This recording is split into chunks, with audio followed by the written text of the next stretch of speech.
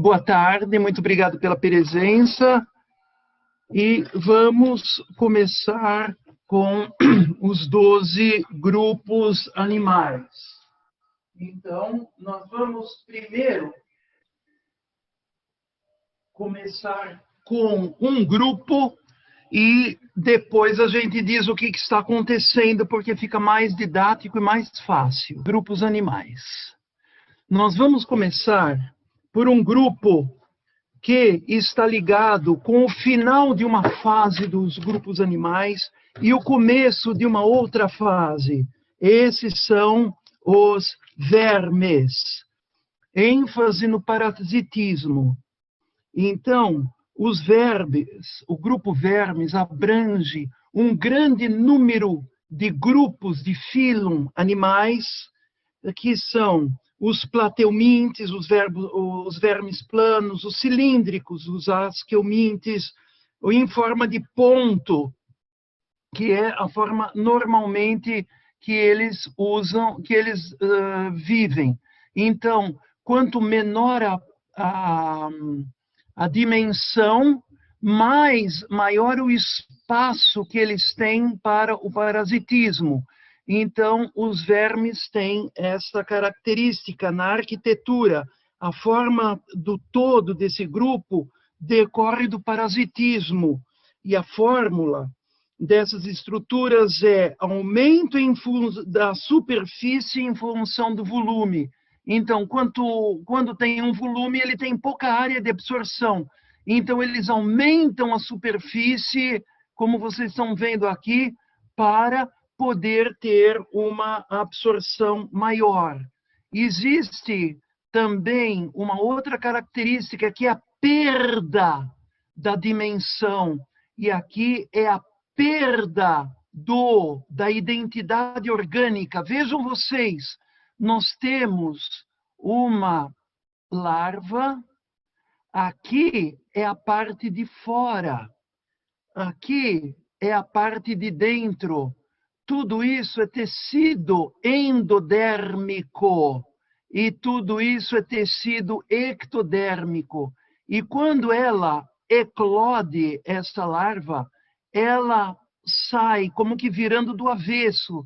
Então, toda a parte de dentro fica na periferia, ou seja, como se fosse o nosso intestino, ele, nessa periferia, ele se torna externo, e assim ele pode absorver. Então, é inversão, perda das dimensões, inversão, e tem ainda as partes superam o todo. Nós temos aqui essa solitária, essa tênia, que aparece aqui, cheia de anéisinhos. Desculpe. Bom, cheia de anéisinhos, e cada anel é um organismo vivo. Ele tem tudo em si, e ele pode, então, proliferar. E aqui é outro anel, ou seja, as partes são maiores do todo, há uma perda do organismo. E o resumo é: forma de fio ou fita quase que apenas frente e trás, diminuição do volume e aumento da superfície, tendência à formação de estruturas punctiformes. A vida, nessa fase de ovos, assume grande importância no ciclo de desenvolvimento desses animais. E uma inversão, a parte de dentro vai para fora e a parte de fora vai para dentro. Modo de vida: parasitismo é a desvitalização do vivo, mas existem alguns vermes que representam uma recuperação, que estão aqui. Esses são os terapêuticos, a minhoca, que cava buracos e vai dentro da terra, transforma a parte orgânica da terra em humus e adiciona o cálcio que ela extrai e faz o buraco para as raízes poderem percorrer esse buraco e crescer. Então, ela é altamente terapêutica. É uma superação do parasitismo como doação.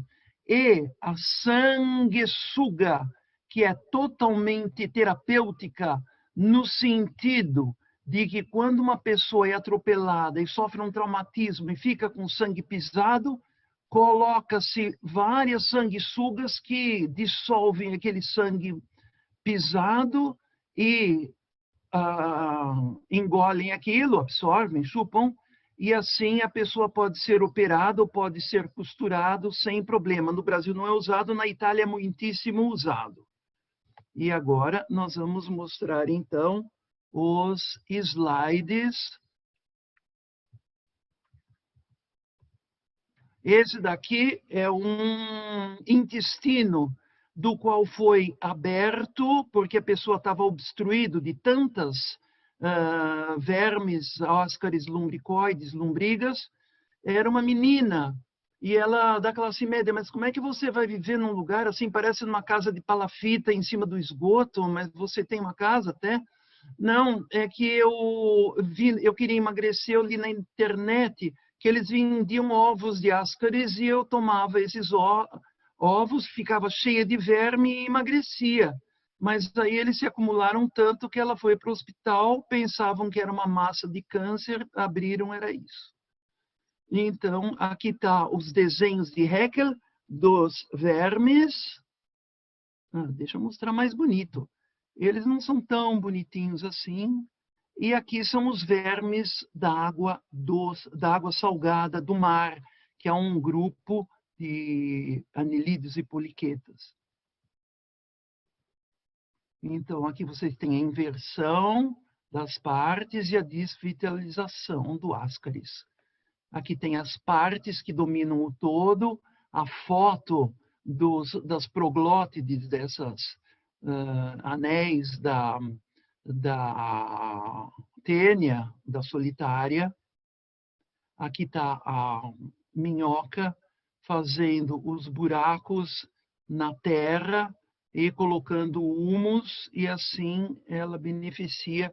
E aqui todo um sistema digestivo de transformar a terra com humus e evacuar aquilo, tornando um humus rico em cálcio. E aqui as sanguessugas, que são grandes auxiliares na hemorragia. Agora nós vamos passar para os artrópodos. E os artrópodos é o próximo grupo. E aí queria dizer ainda que no sexto, nos vermes, o que nós podemos... O máximo é o fato deles desenvolverem um sistema de percepção do alimento que eles parasitam, órgãos dos sentidos internos, artrópodos. Vocês estão vendo aí o que tem: borboleta, besouros, insetos de todo jeito, e insetos, inclusive sociais, como vespa, como formigueiro, como cupinzal, como colmeia, joaninha, lagosta, e esses são os artrópodos. Representantes, maior diversidade desse animal: lacraias, centopeias, insetos, caranguejos, lagostas, aranhas e escorpiões. Emancipação. Os vermes dependem do meio líquido com nutrientes, que é o meio que eles parasitam. Os artrópodos dependem do meio líquido externo na primeira fase, quando eles são larvas, como vocês já viram, larva de pernilongo. E depois, eles não precisam mais desse meio líquido e andam no plano, nas paredes, no teto, no ar, voam. Eles dominam toda a terra, ao contrário dos vermes, que precisam ficar como um ponto, como para serem encontrando um hospedeiro para poder se desenvolver. E nos artrópodos, uma coisa interessante é que eles têm uma característica dos anéis sempre iguais, que reproduzem o todo, cada anel é um organismo nos vermes. Neles, não. Eles têm anéis, mas tudo isso se funde. Então, é uma reprodução, a centopeia. Vamos continuar aqui. Vocês têm aqui os representantes, o Haeckel, o desenho da esquerda, que vocês estão vendo, os insetos, larvas de insetos, e o Haeckel transforma tudo em mandala. E aí são os representantes. Então, nós temos aranhas, que ele coloca de um jeito muito bonito, não é? Tem um tipo de artrópodo, não, esse daqui, desculpe, de artrópodos, sim, que é o límulos que eles usam para fazer o sangue dele, para fazer um teste de se tem pirogênio, uma judiação. Vocês têm aqui, então, os artrópodos, poliqueta, vocês estão vendo uma centopeia, que recebe ainda uma herança do mundo dos vermes anterior, de ter anéis, e em cada anel eles têm um ou dois pares de pata. E assim nós temos, já começando o número de artrópodos, o mais simples, e vamos continuando a escolopendra, que é muito usada na homeopatia, na medicina antroposófica, é esse da esquerda, e a abelha. Vocês estão vendo que a escolopendra ainda mantém cada anel com um par de patas. A abelha funde esses anéis todos, e numa organização de cabeça, tronco e membros. Cabecinha dela, o tronco dela, onde saem as patas e membros, e o abdômen. Cabeça, tronco e abdômen. E os membros estão aqui. O sistema nervoso dos artrópodos, do inseto, aqui está o sistema nervoso dos grilos, é uma coisa interessantíssima, porque esse sistema nervoso, ele tem uma característica de ter as terminações nervosas, como vocês estão vendo aqui.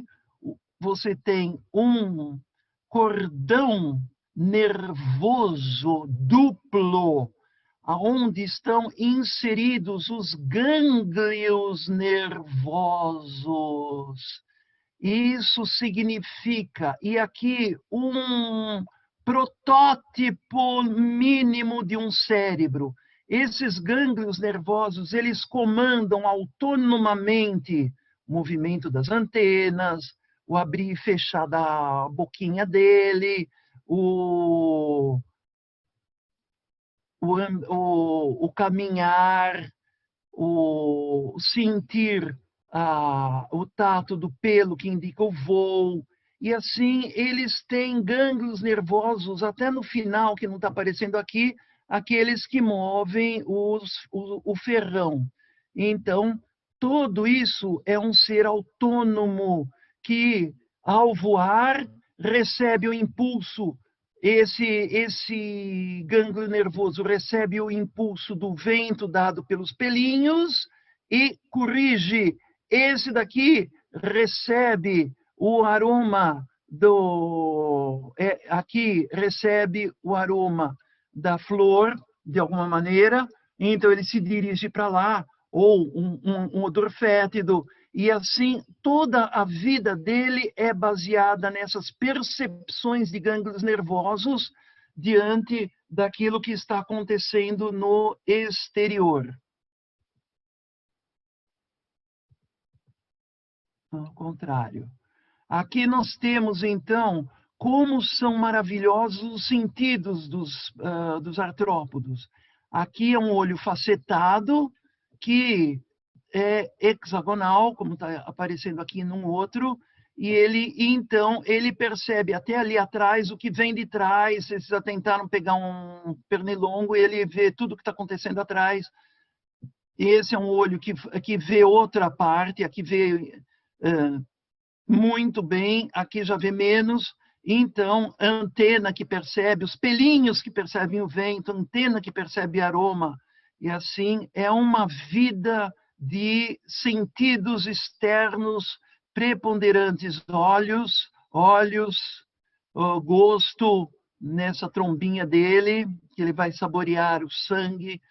E aqui vocês têm, daqui de cima para até aí embaixo, não, só para essa parte de cima é muito chegadão, muito amigão, né? É uma aranha com os olhos aqui, e eles não têm facetado, mas eles têm esse monte de olhos, né?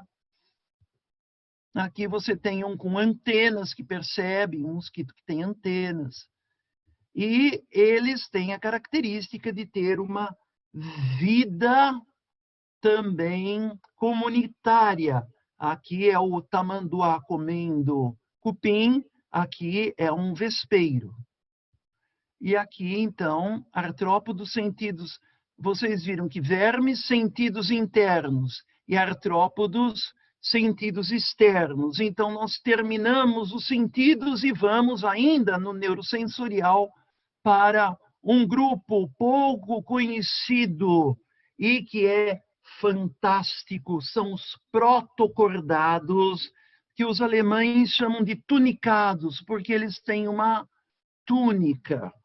Então, já foram os protocordados. Eu vou ler uma coisa que eu escrevi sobre os artrópodos. A sensação interna que eu... Vamos antes para os artrópodos, tá? Que eu ainda não acabei, eu esqueci isso. A sensação interna de que eu existo ainda permanece isolada do meu ser. Algo na minha entidade precisa ser eliminado da minha condição de um ser com sensações próprias, porém isolado. E assim, para eu poder me sentir como um ser, sai de mim um mundo de percepções externas desvinculadas de um cerne próprio, um mundo de percepções exteriores que comandam uma vida que perdeu aquele cerne próprio de comandar tudo. Eles são como robozinhos. Quando contemplamos os insetos, notamos que o nosso cerne próprio tornou-se capaz de ter percepções externas, sem ser dominado por elas. E assim nós nos dirigimos ao mundo dos artrópodos em enorme gratidão, dizendo: eu consigo perceber as coisas, graças a vocês. Elas não me dominam. Eu gostaria de retribuir a todos vocês que fizeram esse sacrifício de perder o cerne, o seu cerne no mundo das percepções.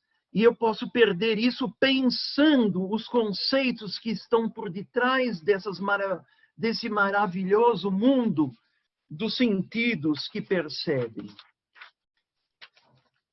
Protocordados, nome, cordados, primordiais, invertebrados. Esses protocordados, eles têm características embrionais de vertebrados. Esse daqui, o Amphioxus, ele é uma larva que não se transforma em adulto, ele é um embrião, e ele é dotado de um filete nervoso dorsal, como nós, como os vertebrados, e de uma que chama-se notocorda, que é uma barra de tecido conjuntivo dura, que para nós vai ser transformada nos nossos discos intervertebrais. Então, é essa a característica dos protocordados, uma notocorda. E na fase adulta, ele tem isso, mas na fase adulta esse protocordado aqui, na fase adulta, ele é uma larva como esse Amphioxus. Ele tem sistema nervoso quase como de vertebrado. Ele se fixa no solo e vai perdendo, vai retrocedendo esse sistema nervoso até ele ter só uns gânglios nervosos para abrir e fechar a entrada de água. Então, né? Na fase larval, ele é praticamente uma larva de vertebrado, ele está muito elevado, e ele perde tudo isso e se transforma num ser sem esse sistema nervoso. Então, o que acontece aqui é que o protocordado, ele renuncia à formação, à vida e ao desenvolvimento e à evolução do sistema nervoso, que é algo que surgiu como que precocemente, e retrocede isso. Para onde vão essas forças de formação do sistema nervoso, de evolução do sistema nervoso? Para os processos de terapia do próprio sistema nervoso.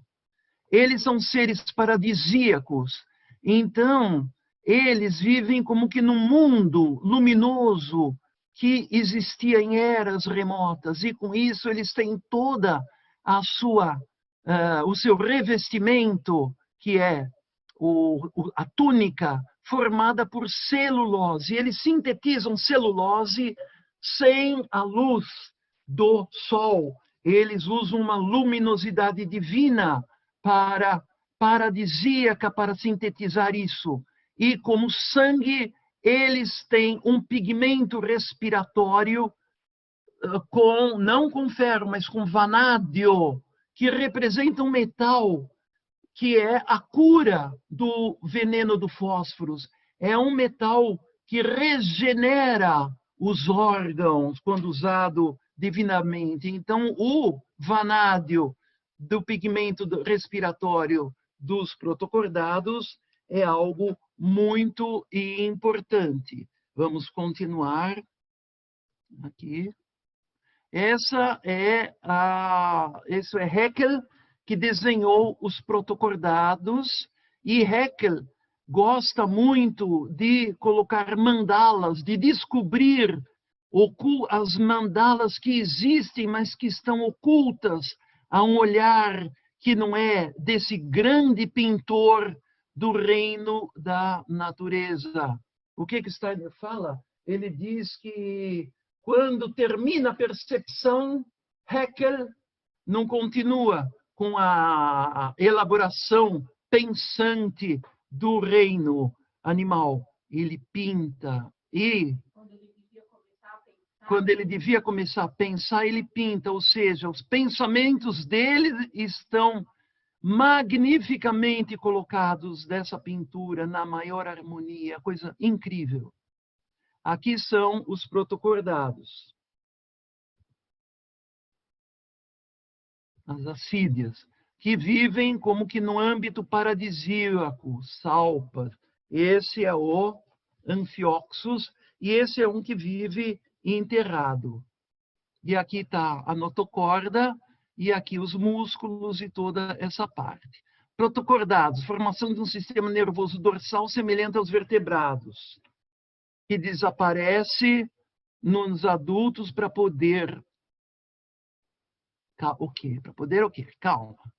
Vermes, sentidos internos. Artrópodos, sentidos externos.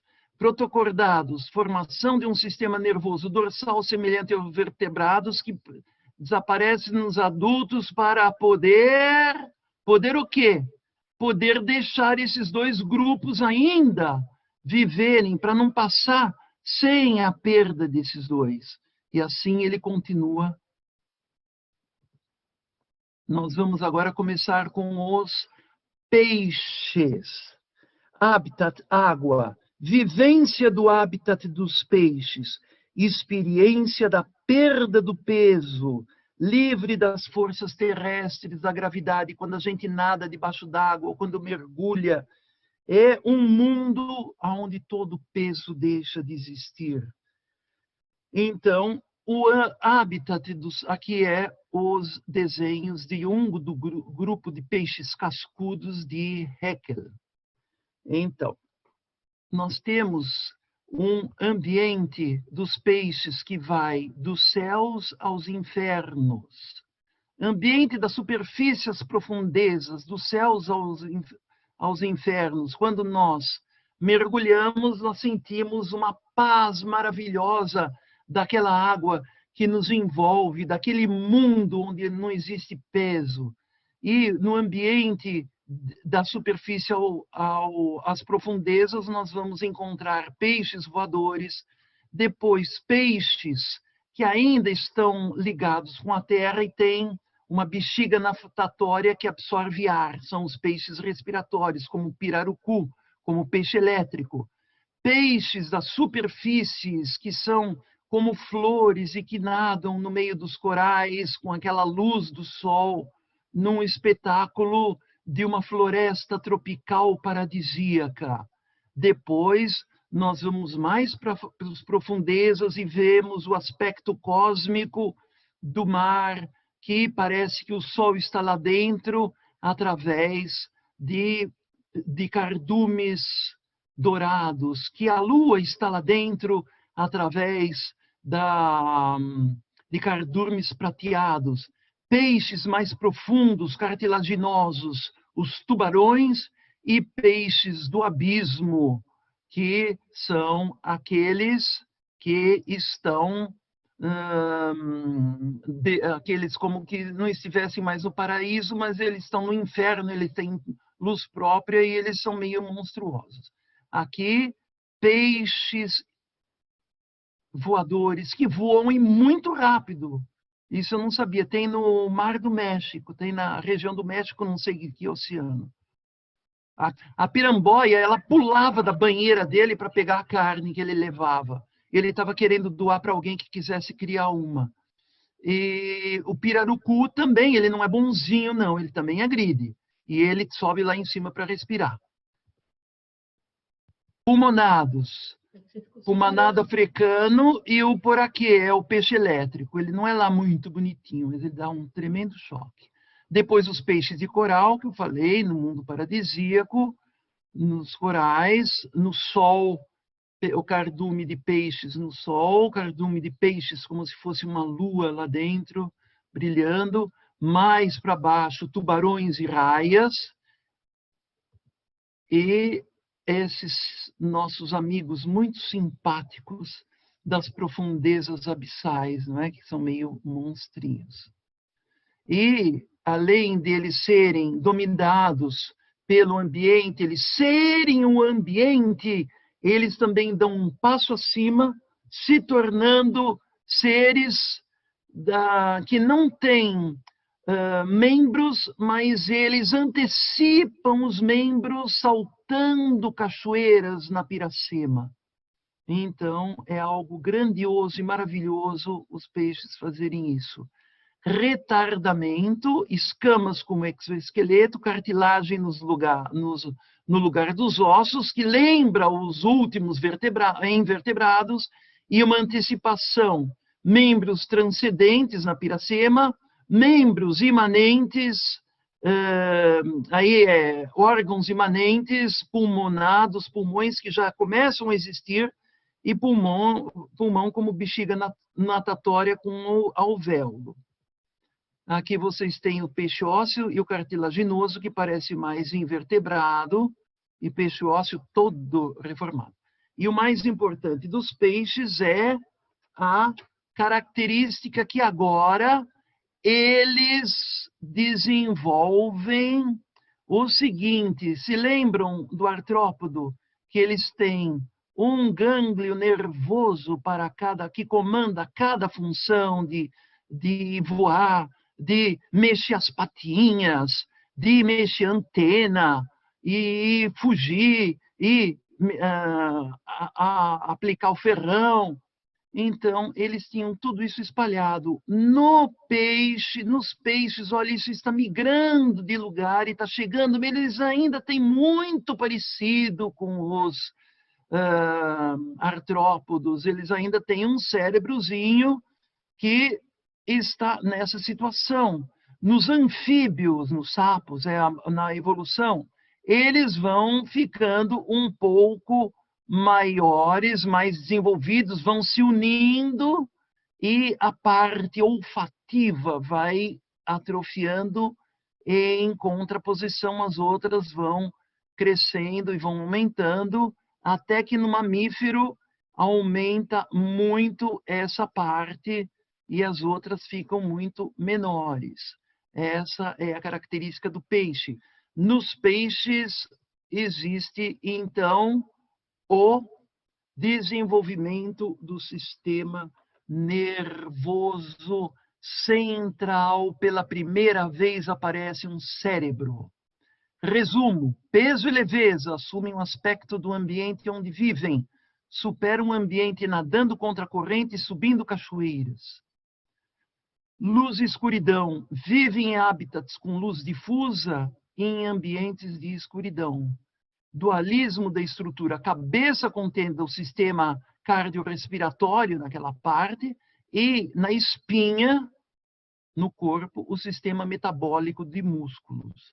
Passado e futuro: formas passadas com couraça e futuras como aqueles peixes, mesmo os tubarões, e futuras como parecidos com anfíbios, que são aqueles que têm pulmões. Processo de desenvolvimento: formação ósseo, primeiros vertebrados, formação do sistema nervoso, migração dos gânglios nervosos para a região posterior, onde o cérebro age como um comando central. Processo de reprodução, criação através do sacrifício. Eles reproduzem muito, e aqueles peixinhos que nascem daquelas ovas, levinos, eles servem de alimento para todo. Então, esse grupo de animais tem protogordado, sistema nervoso dorsal com notocorda que desaparece para poder, vermes, sentidos internos, artrópodos, sentidos externos, e peixes, em contrapartida, sistema nervoso dorsal com notocorda que desaparece para poder, nos cordados, ressurgir como sistema nervoso central nos peixes. E esse é o nosso sistema neurosensorial, que agradecemos aos protocordados, vermes, artrópodos e peixes, para que ele exista em nós de uma maneira emancipada, e tudo aquilo que é de difícil eles aguentam. Nós somos devedores e temos que nos ajoelhar diante dessa generosidade que eles têm. Agora nós vamos para os moluscos e entramos então no sistema rítmico.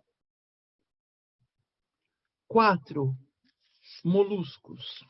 Importância: formação da terra, jazida, quando vocês têm essas conchinhas e todos esses amonitas, eles formavam lagos externos, lagos, e no interior de mares e lagos caíam as conchas e se depositavam dentro, na profundidade do lago. Quando eles secaram, ficaram jazidas de cálcio, que são todos os calcários que existem como cálcio mineral.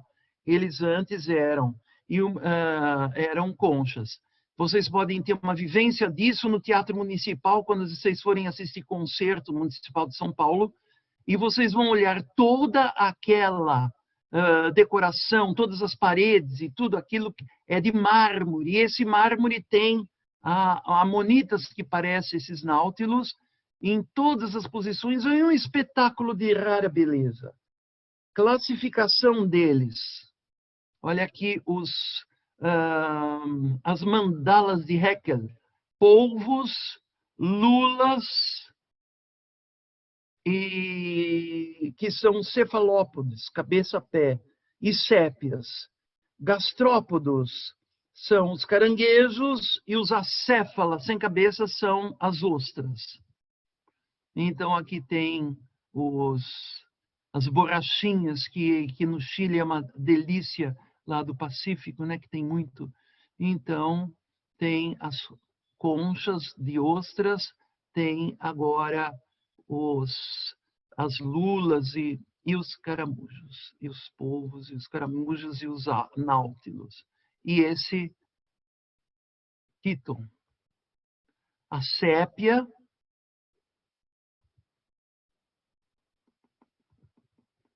o polvo. E o que é importante na vida dos artrópodos é a respiração. Surge pela primeira vez na vida um órgão de respiração ligado à terra, ligado à água, às brânquias, até antes de molusco não tem brânquia, só tem uns centros de difusão de água. E aqui isso funciona. Surge o sistema respiratório nos moluscos.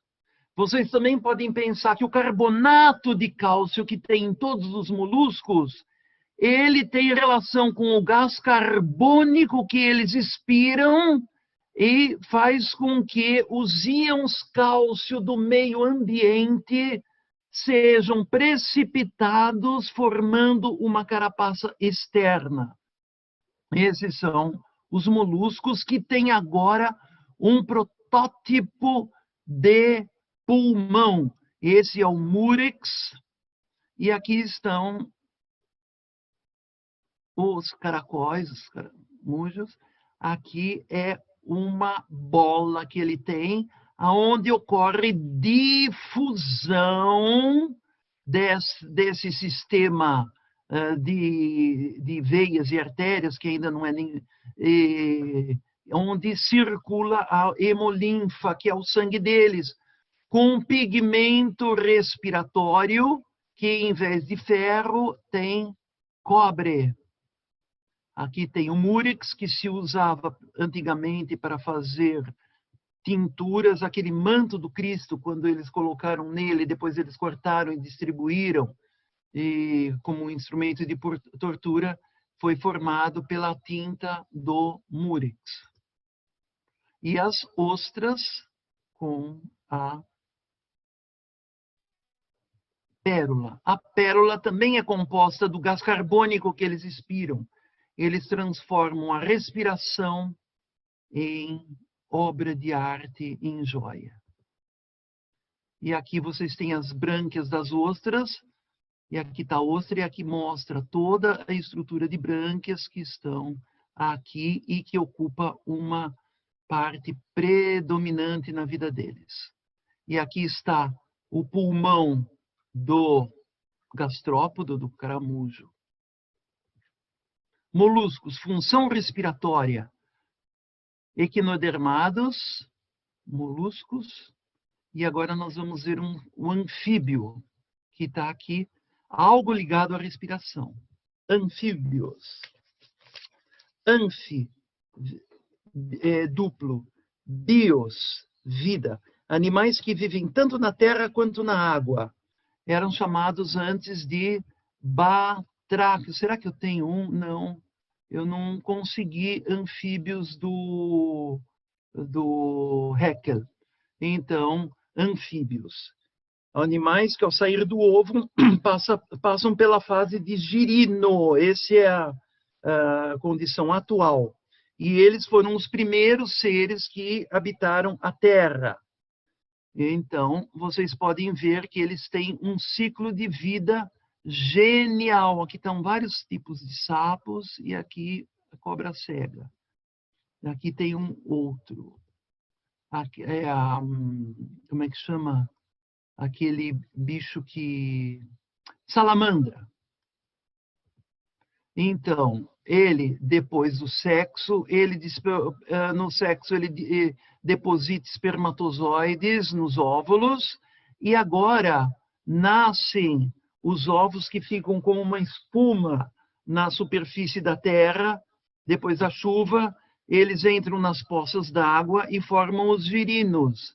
E esses girinos, à medida que vai retrocedendo o rabo, vai surgindo as patas, ou seja, vai entrando o astral.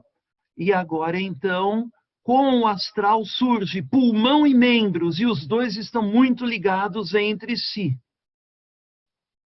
Então, pela primeira vez surge pulmão e membros para andar no local que é a terra, e o pulmão, o órgão da terra. E vocês estão vendo que para ele aguentar essa terrível astralidade que entra assim de maneira intensíssima no sapo, que é um astral que nunca no reino animal até esse momento tinha conseguido, ele tem que ter uma defesa. Então, ele cria glicosídeo cardiotônico que concilia o etérico aquoso dos anfíbios com essa astralidade violenta. Então, vocês estão podendo ver fórmula de glicosídeos cardiotônicos daqueles estrofantos, do digitalis e um outro. Vocês estão vendo que são características de tudo aqui é igual. Aqui é pentágono e aqui é hexágono. São os bufadienólidos. E a Scylla marítima, Urgínia marítima, ela também tem uma estrutura de glicosídeo cardiotônico parecida com a dos sapos. E eles têm uma epiderme para poder substituir. O pulmão não dá conta, ele está no início, é o primeiro degrau do pulmão. Então, eles têm uma epiderme com glândula mucosa para ela ficar gosmenta e entrar e difundir água para ele poder pegar o ar daquela água. Essa é a cobra cega também, que vive debaixo da terra, mas ela não é um anelídeo e nem uma cobra, ela é um anfíbio. Esse nosso amigo, muito simpático, foi o primeiro anfíbio que surgiu na Terra, o Ictiostega. Ele parece um peixe, vocês estão vendo? Mas ele tem aqui 6 dedos. Eu vou ter uma outra. Ictiostega e os famosos 6 dedos. Eles têm 6 dedos e uma espinha na garganta dos paleontologistas para poder explicar o que está acontecendo, como é que a vida, os membros surgem com 6 e não com 5. E é toda uma história complicada, não é, Maridinha? Sistema rítmico, moluscos, respiração, anfíbios, pulmão. Agora nós vamos ver os equinodermados, que é o próximo passo do sistema rítmico, que são as estrelas do mar. Equino, espinho. Observação. Então, vamos ver aqui. Nós temos aqui a família da estrela do mar. Ela é 1, 2, 3, 4, 5. O que saiu daqui é o estômago dela, porque ela digere fora. E aqui, aqui tem toda uma estrutura hidráulica, mas vamos ver, ela se reproduz, então aparece a larva. Essa larva, então, fecundação, blástula, gástrula, gastrulação, e aí vem toda essa parte, até que nesse período de desenvolvimento, o que vai acontecendo é que vai surgindo aqui uma posterior forma de 5. Eles têm como representante seres muito astralizados, como o Ophiurus, que parece uma serpente, e seres muito etéricos, que são fixos, que se prendem na rocha, ou que parecem um pepino, como o pepino do mar. E entre os dois, assim, a estrela harmoniza isso ritmicamente. É pela primeira vez no reino, ó, você vê o terceiro grupo, que surge a mesoderme, surge o sistema rítmico. E aqui está a larva se transformando em estrela do mar, naquelas mandalas de Haeckel.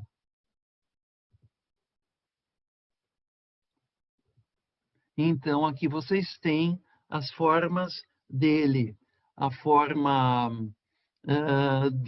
a mandala de Haeckel para uns tipos de ofiuros, e aqui as mandalas dos ofiuros. É verdade isso, é um ofiuros que está todo ramificado, que ele consegue, nesse emaranhado, buscar a mandala que existe nele.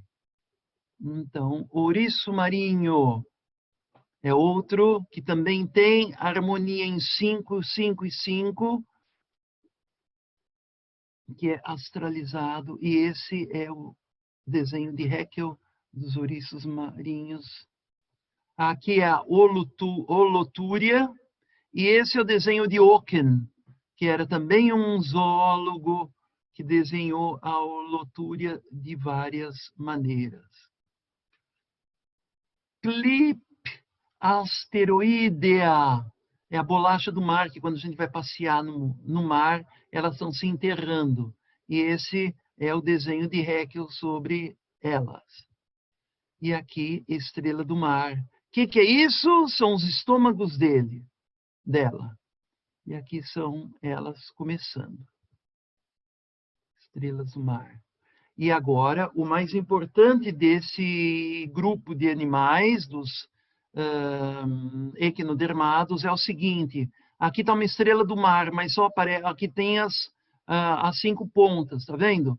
Então, entra da água externa por uma peneira, a água que é peneirada, e entra dentro desse canal. E esse canal é repleto de células com flagelos que vai bombeando a água. E essa água é bombeada por um sistema hidráulico dessas células flageladas, e ela entra sob pressão aqui, ela entra sob pressão aqui, ela entra sob pressão aqui, aqui e aqui. E nesses canais existem sacos, que é uma membrana de saco, e com um movimento hidráulico muito aperfeiçoado, ele serve para que elas caminhem. Aqui você está vendo num outro mais bonito, mas não tão didático, que entra a água aqui, então ele passa por esse canal, vai mandando para cá, e essas perninhas vão andando ou fazendo vácuo, porque elas também podem fazer o contrário, elas podem sugar. E com todas elas na ostra, eles abrem uma ostra.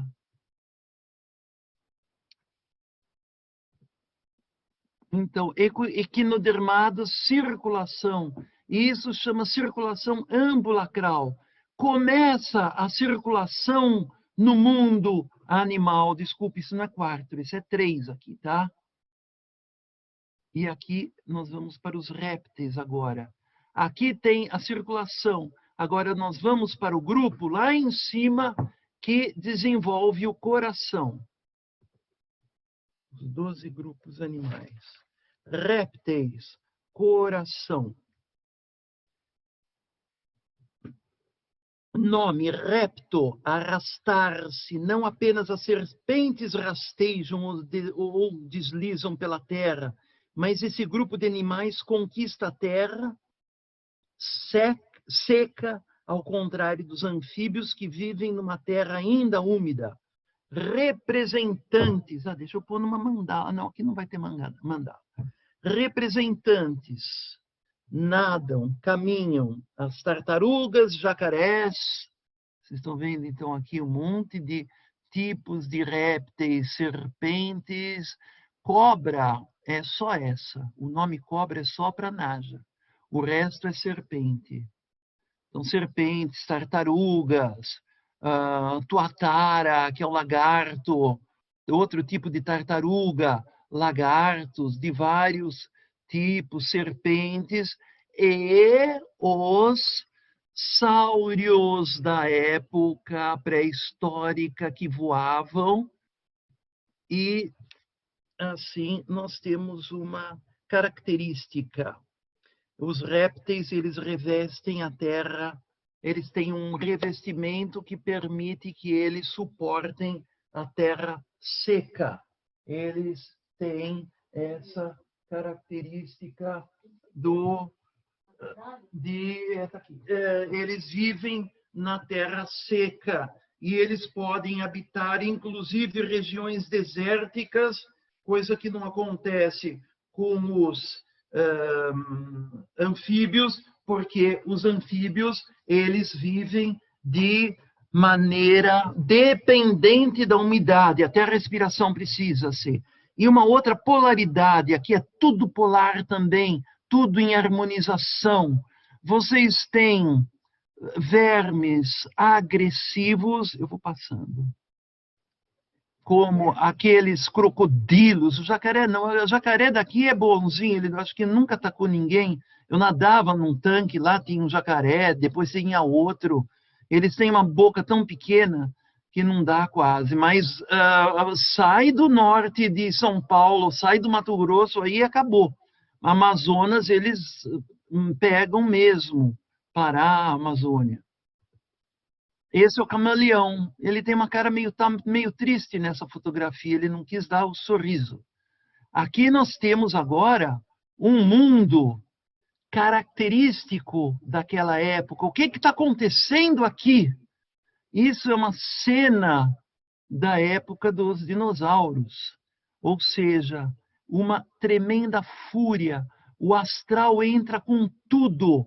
E esses seres, eles livraram a Terra de uma incrível astralização, esse é o meu ponto de vista, nessa luta de agressão, que parece que tem raiva, e parece que então eles tiram esse astral e eles fazem isso e nos livram para ficar com um astral bonito. Talvez seja por isso que as crianças adoram dinossauros, porque eles estão tirando aquela astralidade ruim da criança. Aqui nós temos, ao contrário, um réptil que vive sempre em simbiose com uma ave. A tuatara, na Nova Zelândia, e uma ave especial que normalmente vive numa rocha com o tuatara, que é um tipo de um dinossauro pequenininho, mas ele herdou toda a herança da estrutura dos dinossauros, ou seja, ele não se evoluiu. E aqui em cima ele tem o terceiro olho, que é a epífise, e que ele percebe luz. Então, ele é bem antigo. Aqui está o terceiro olho da tuatara. E isso, ele recebe luz e ele acorda. A luz não vai, ele dorme. Então, aqui era essa característica da terceira visão. Muitos e muitos animais têm até hoje. Aqui tem um enterrando, aqui tem o ovinho da tartaruga, e o mais importante dos répteis é o coração. O coração é algo muito importante. É assim que desenvolve um coração capaz de organizar, centralizar, orientar a circulação e o fluxo. Antes, os anfíbios desenvolveram um coração, mas o coração dos anfíbios é tipo de um coração de peixe, com duas válvulas, com dois compartimentos. Aqui já tem 3 compartimentos, mas esse ventrículo deles é uma obra de arte, porque eles, sem ter uma separação inteira, eles têm uma pequena membrana, mas aqui tudo é oco. E assim, eles, pela harmonia da batida desse coração, o sangue é pouquíssimo misturado. O máximo dos répteis é ter desenvolvido um coração maravilhoso que representa a metamorfose lá nas eras anteriores, quando surge as estrelas do mar, surgem os equinodermados com a função circulatória, e surge a circulação, e aqui surge um órgão para essa circulação. E aqui vocês têm, então, nos estudos sobre os peixes, duas câmaras no coração, nos répteis, então, essas 3 câmaras no coração, e nos mamíferos, essas 4 câmaras no coração.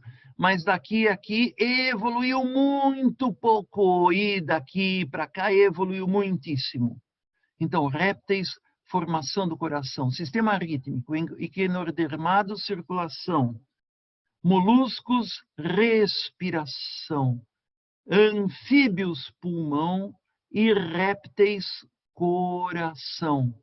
Circulação, coração, respiração, pulmão. Tá certo? Então, vocês estão vendo aqui que o quinto é formação de tecido de sistema nervoso nos protocordados. No sexto é a formação dos órgãos dos sentidos nos vermes. No sétimo é formação de sentidos sexto, formação dos sentidos internos nos répteis. Sétimo, formação de sentidos externos nos artrópodos, nos insetos. E aqui no oitavo, formação do pulmão. Isso. E aqui nós temos os répteis coração, que é... Aqui tem esses 4 do sistema neurosensorial. E aqui esses 2 do sentido, do função, circulação, respiração, e aqui do órgão pulmão e coração. Agora nós vamos passar para os animais do sistema metabólico. E nós começamos com os selenterados, que tem aqui toda uma...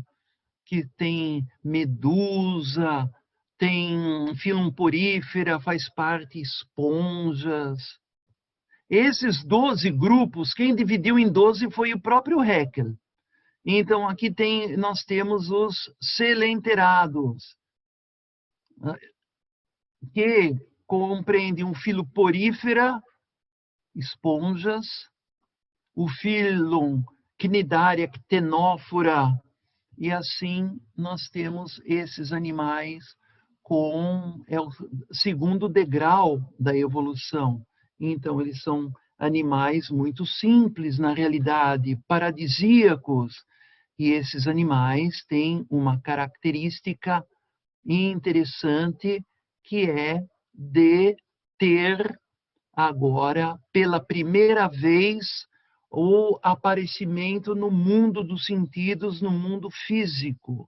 Esse foi o primeiro aparecimento, porque o degrau anterior é dos micro-organismos. Eles aparecem, você só sabe que eles estão lá porque eles fazem algum efeito, eles mudam o meio ambiente, eles digerem aquele meio e transformam em outro, mas você não vê eles com o olho nu, e se vê, eles são pontos.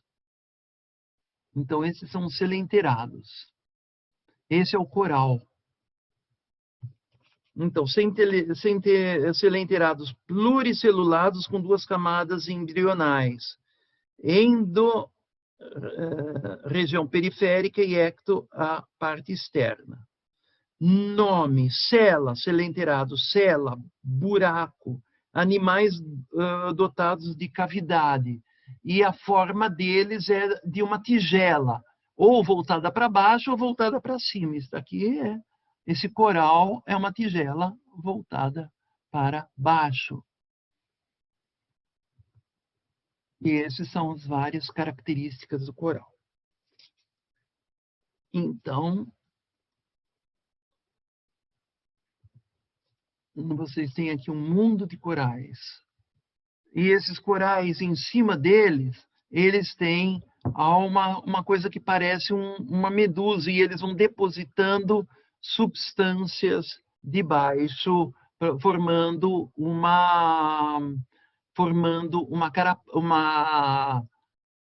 um corpo arredondado do coral, mas isso daí pode chegar até formar continentes, como está acontecendo na Austrália. Infelizmente, todos os corais estão morrendo por causa da poluição da água, do mar.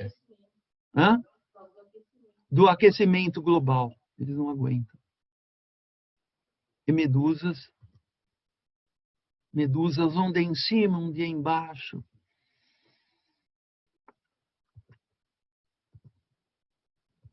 E assim nós temos os selenterados, que vou voltar aqui para mostrar para vocês, então, um pouquinho deles. Medusas que queimam. O Ricardo Nutífora, que ele é da ABMA, o equivalente à BMA da Itália, ele disse, Flávio, vem ver. Então, tinha um buraco lá, um local nas pedras que acumulou água e estava cheio de medusas. Eu coloquei a mão em cima delas, do dedo, e sentia tum-tum, tum-tum, tum-tum. E com aquela batida, inclusive quando o coração bate, ele faz assim uma batida forte num momento lá de abrir e fechar válvulas. Mas ele só tinha isso porque a medusa, ela fica sempre pulsando. Então, mas essa pulsação parece uma batida cardíaca. E assim, ele disse que notou a relação incrível de pulsação constante e permanente das medusas com o ritmo cardíaco. Podemos pensar que a mesoderme não existe nelas, que é aquela camada intermediária entre a ecto e a endoderme. E eles não têm isso, mas eles então têm algo que como que substitui essa mesoderme como um princípio coração que pulsa de uma maneira harmoniosa. E eles queimam, e os corais queimam. Uma vez um pouquinho daquela gosma dos corais, quando você pisa, está nadando e tem coral embaixo, e você pisa, eles são bem escorregadios, né? Uma gosma escorregadia. Então, você olhando esses corais, você pode ver que ele também ulcera. E eles têm uma característica de formar estruturas sólidas, duras, endurecidas.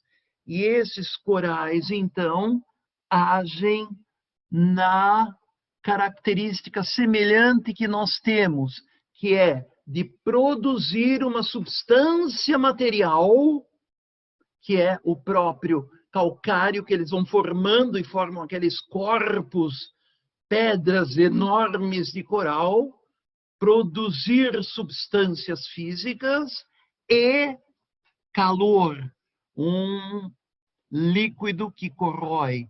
E o que é, então? O que nós temos semelhante? Nós temos glândulas que produzem substâncias físicas que estão sem calor, que estão endurecidas. Então, o coral é muito usado para endurecimentos glandulares.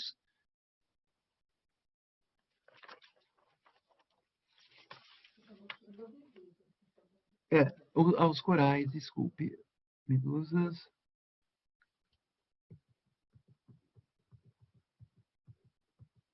Os corais. É esse daí que eu estava falando.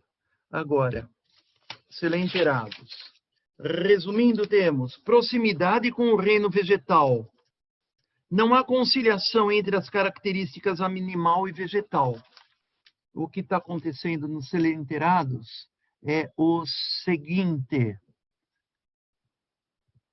essas medusas, elas, ao se reproduzirem, elas produzem uma larva, essa larva se fixa no solo do mar e produz uma plantinha. E essa plantinha, agora, ela se destacam as medulas. Ou seja, o pai é uma planta, o filho é uma medusa. E aí ela reproduz e nasce uma plantinha, que é o neto. E o bisneto, e ela produz o bisneto, que é uma medusa que vai se fecundar, vai se reproduzir, produzir uma plantinha, que é o tataraneto. Então, é uma alternância de gerações. Então, é isso que temos em relação às medusas. E vamos passar agora para as aves. Que também, qual a diferença, o que acontece nas aves? Qual a semelhança das aves com esses seres? Qual que é a relação disso tudo?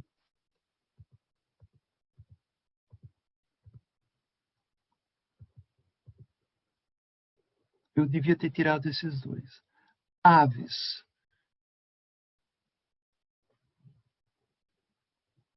As aves são os primeiros seres animais que desenvolvem um calor próprio. Homeotermia. Os médicos, se estiverem assistindo, eles vão olhar aqui o pulmão de uma ave. Ei, que esses furos que tem aqui nesse pulmão? Tá cheio de furo. É isso mesmo.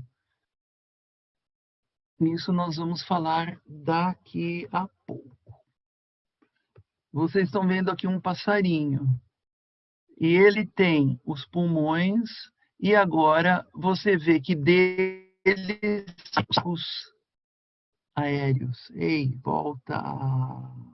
Acontece com o pássaro, com as aves, é algo assim. Eu não tenho esse desenho, não achei, mas vocês têm nas aves o quê? Uma pena. Então, penas, origem ectodérmica, mantém a temperatura no voo e é um isolante térmico. Uma em cima da outra forma um espaço de ar que impede que o gelado do meio ambiente lá em cima esfrie o animal que, como foi o primeiro ser que desenvolveu o calor, nele o calor está demais, eles têm 40 graus de temperatura média. Então, as penas de origem ectodérmica mantêm a temperatura do voo e são isolantes térmicas. Revestimento que eles têm é como num mundo de cores e luzes, pigmentos, refração, reflexão e difração. Aquelas penas deixam a luz passar de algum jeito que parece que a luz se refrata e elas formam uma plumagem maravilhosa dos pássaros. E essa pena, aquela parte de fora da pena, aquela penugem toda que está na pena, ela é furada por dentro e o ar de fora entra lá dentro. E o ar de fora entra pela pena e passa pelo tubo da pena que está fixado dentro do animal. E essas penas estão fixadas nesses sacos pulmonares e o ar entra de fora e vai para o saco pulmonar e percorre, entra no pulmão, sai do pulmão, vem para cá, entra, vai para cá, vai para cá. E ele, então, até que ele entra dentro dos ossos, esse ar, até que ele retorna e vai embora. Então, vocês estão vendo que são vários sacos pulmonares e esse ar, então, tem relação com o dentro e com o fora. Mas vejam vocês que interessante também, Enquanto a ave está voando, ela tem dentro de si o ar, ela tem fora de si o ar. O ar de fora está dentro, o ar que está dentro está indo para fora.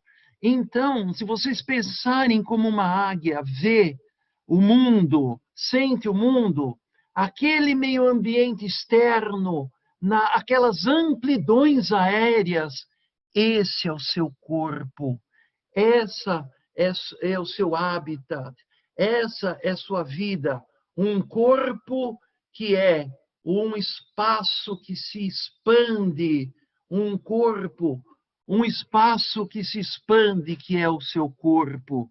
E é uma experiência, então, maravilhosa de ter o paraíso, as amplidões celestiais, como fazendo parte de si, e imagina a tristeza de uma ave voadora presa numa gaiola.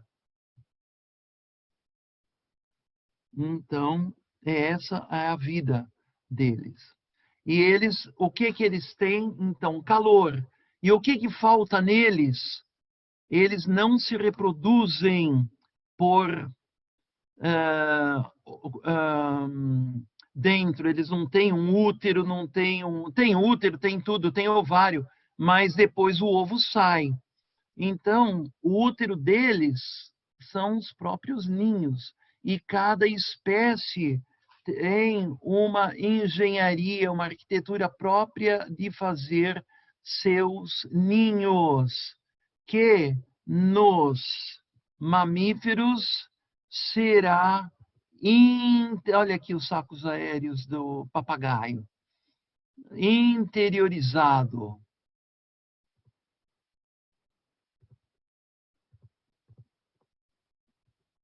Mamíferos, esse eu tenho pouco, mas os mamíferos a gente já conhece bastante.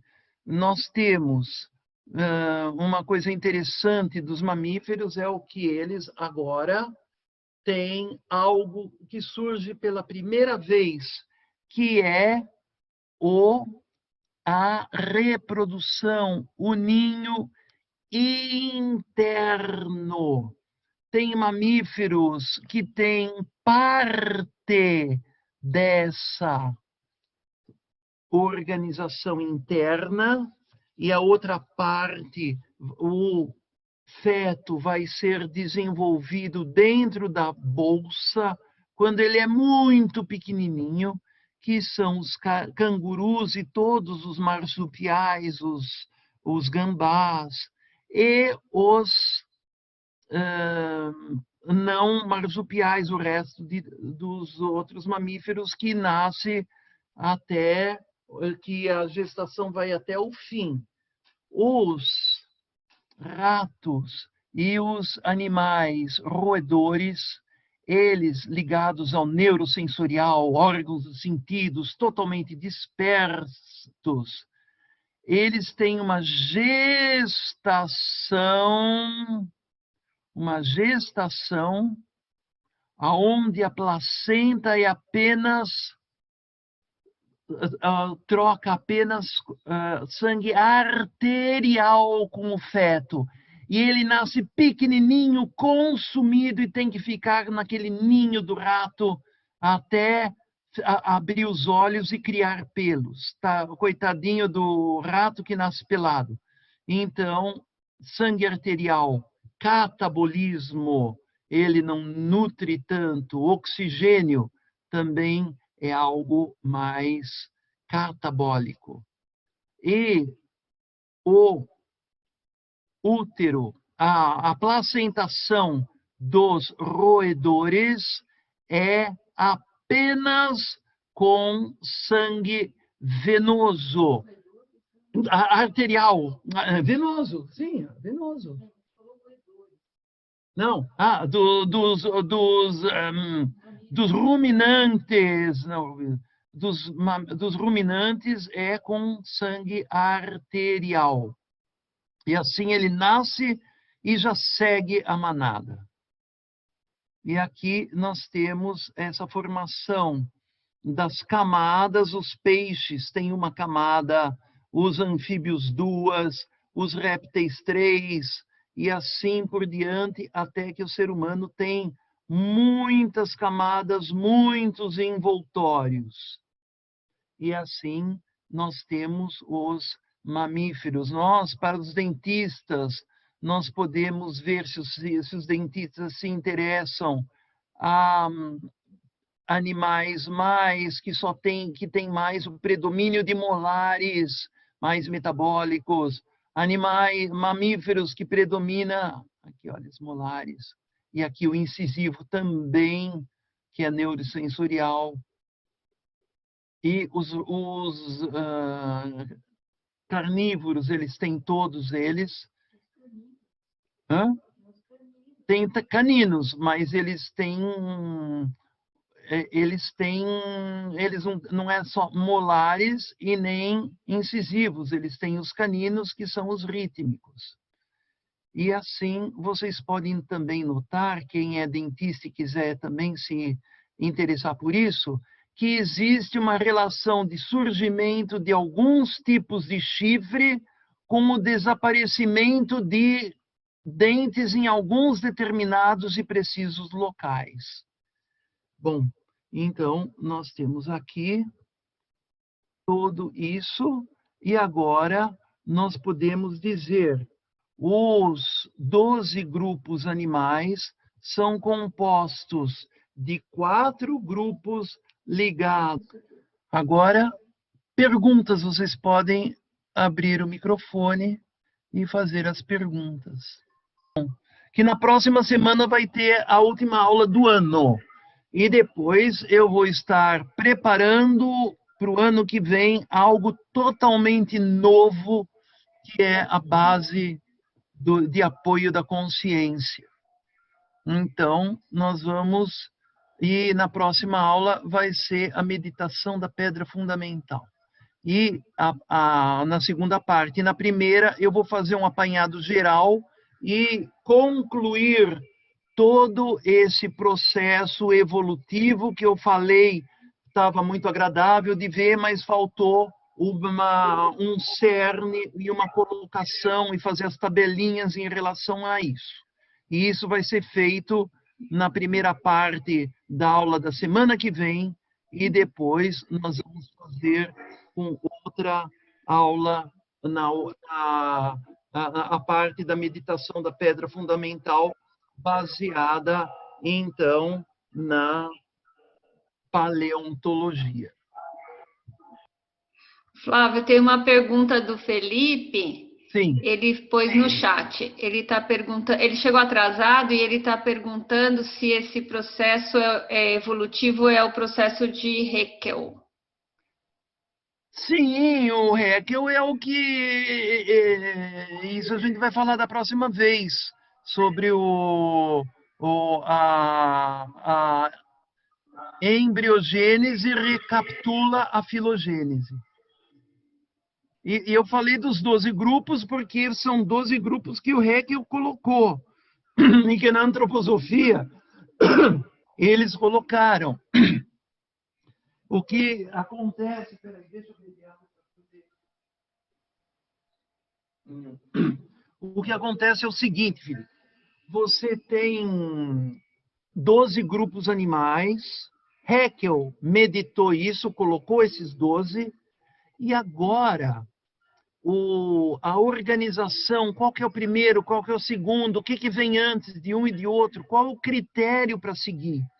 E graças ao trabalho da Christiane Liche, ligada com o Goebel, ela escreveu um pequeno artigo falando sobre a morfologia, a evolução evolutiva da estrutura dos corações, desde os peixes desde os artrópodos até os seres humanos, os mamíferos.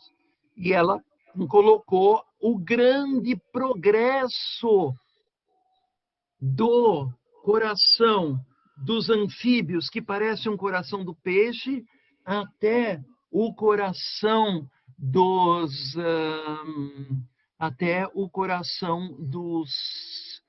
dos mamíferos. Então, nos répteis, eles dão um salto do anfíbio para o réptil, que é o próximo passo, num coração maravilhoso, num coração todo cheio de harmonia, que aquela mistura de sangue, porque ele não tem uma separação entre os ventrículos, e ele conseguia fazer isso de uma forma maravilhosa.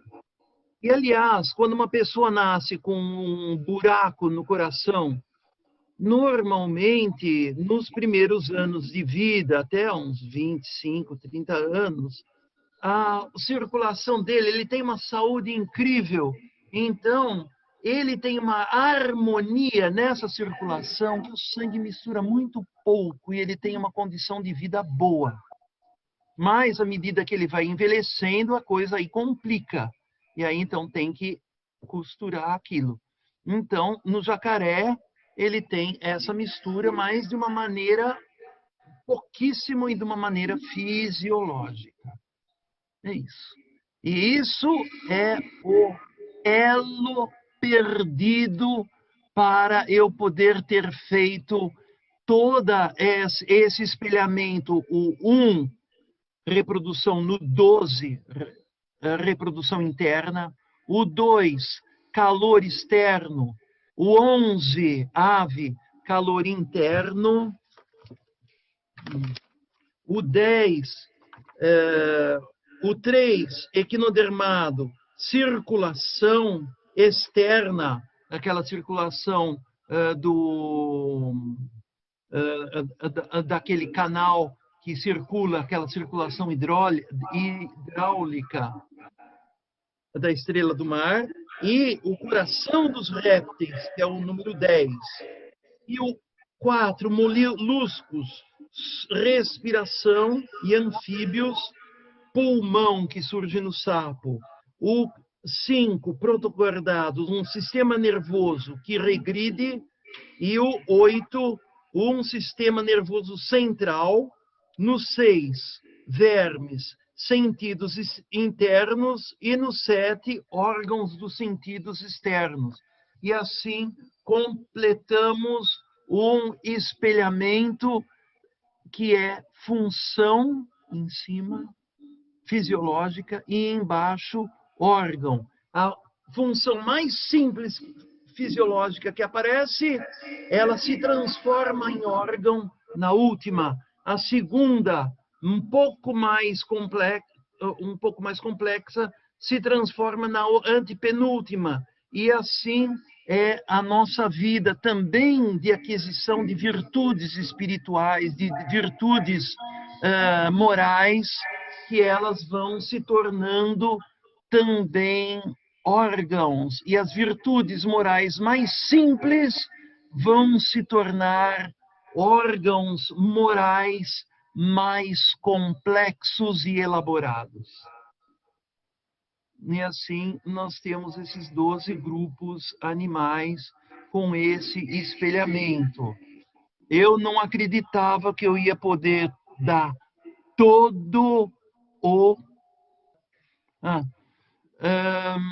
eu não ia acreditar que eu ia conseguir dar todo o intensivo de uma semana, um resumo em 1h30, mas esse assunto começa desse jeito, com essa aula. Agora, isso abre o campo diante de todo esse conhecimento, e o conhecimento do espelhamento, entendermos, em primeiro lugar, como poderiam agir e como agem medicamentos feitos com cada um desses animais, ou principalmente um pedacinho de o veneno animal e tudo isso. E o segundo é como eu posso complementar um medicamento feito por obtido de uma serpente de um coração, com o medicamento feito com a estrela do mar e como associar, como fazer algo mais abrangente a partir desse espelhamento. É muita coisa que temos pela frente e são muitas virtudes terapêuticas que nós temos diante de nós. Vai no Ancoradouro, está cheio de formas animais pequenas, tantos maravilhosos medicamentos poderiam ser feitos. Flávio, a Sara está fazendo uma pergunta e dizendo uma coisa aqui, eu vou ler para você. Tá. Gostei muito do título da aula, só queria entender por que você acha que a Terra está se exaurindo. Eu sinto a Terra tão resiliente, poderosa e cheia de recursos, às vezes desconhecidos.